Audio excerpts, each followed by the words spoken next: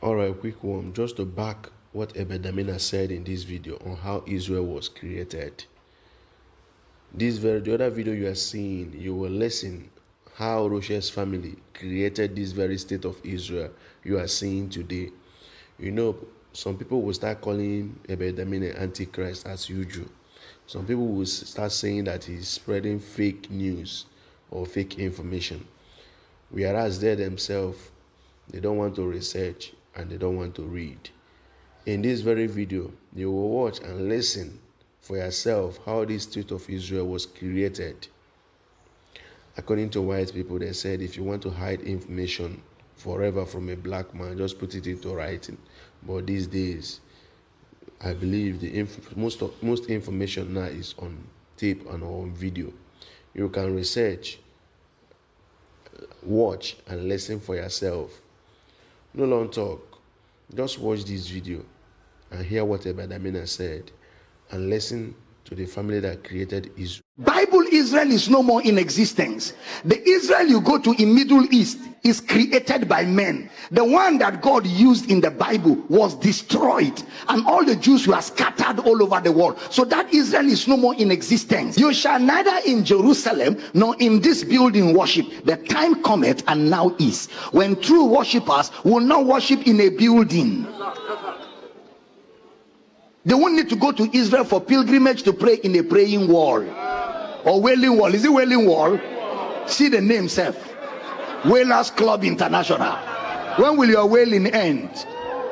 When this is the day that the Lord has made, we will rejoice. You are still wailing. When we are rejoicing, this is the day of salvation. Behold, this is the acceptable time. And you're going to be wailing in a wailing wall in a Jerusalem that is not the Jerusalem of the Bible.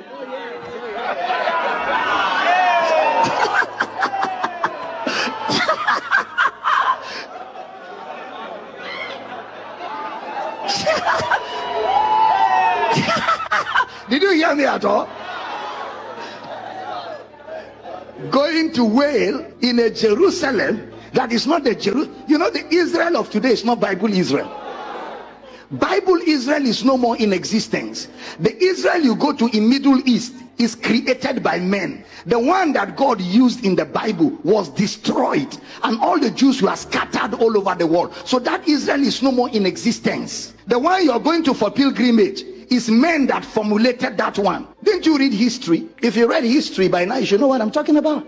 Jews were scattered in 1947. Sorry, they came back. They were scattered many years. They only regrouped in 1947. Oh, go and read your history books. All Jews were scattered. That Jerusalem, Jesus himself prophesied that no stone shall be left unturned, that all of these buildings will be pulled down. Your enemies will come and overtake you. And that Jerusalem, that Israel, that Nazareth was destroyed and scattered for years. No in existence.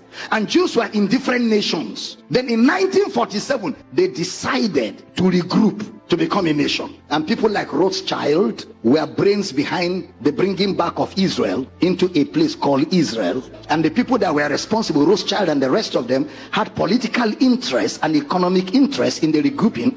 Okay, let me leave it there. So when you now go to Israel and they take you to a place and they say the tomb of Jesus, they created it. That's not the real tomb for tourism, because Israel government survives on tourism. And since they know you are religious, you like religion too much, so they created sites that identifies with Bible sites.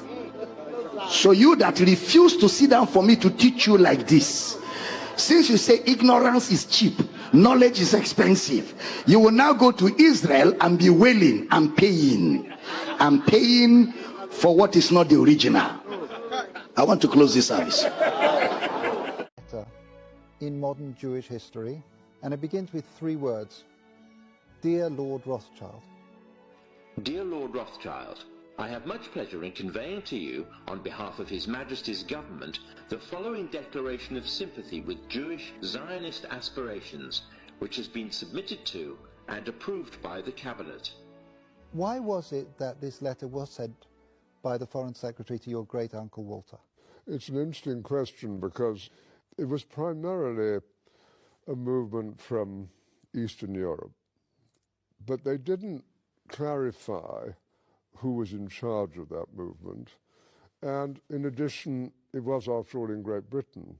So they felt that the Rothschild family should be the one to whom it was addressed.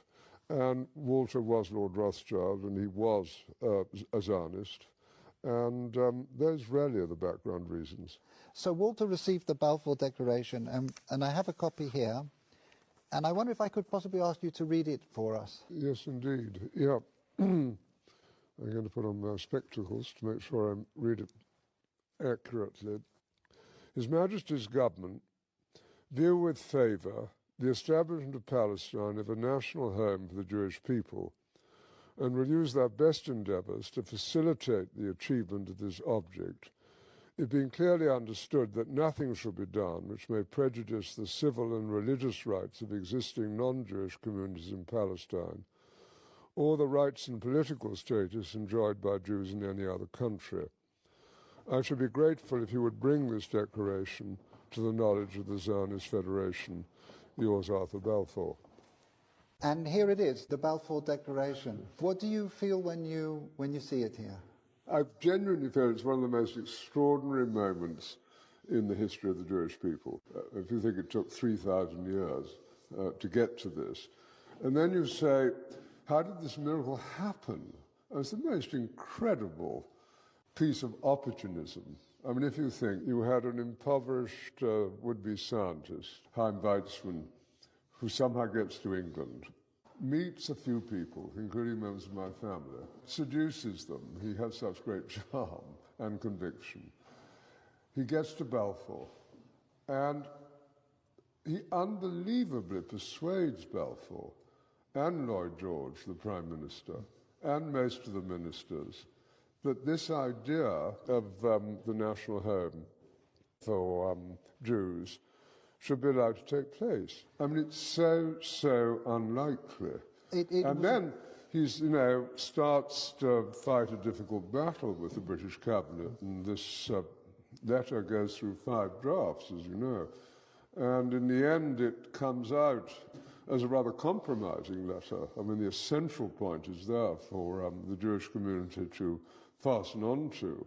You have the first bit, which promises a national home rather than the national home, and then you have the bit that nothing that's to be done should in any way harm the Arab community. But you come back to the big point, which is